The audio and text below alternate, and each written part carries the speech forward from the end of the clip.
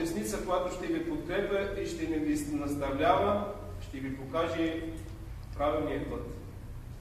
Благодаря на всички, които полагате труд, на преподавателите, възпитателите, ефимериите, духовниците в нашето духовно училище, които полагат грижи за вас, скъпи ученици, да ви възпитават, да ви учат, да ви наставляват. Ще благодаря и на вас, които полагате грижи, да възприемате всичко това, което ви се преподава тук, в духовното ни училище.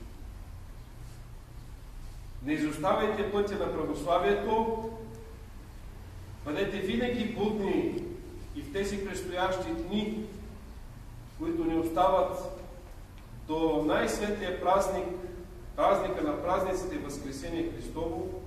Пребъдвайте в молитва, пребъдвайте в богослужение.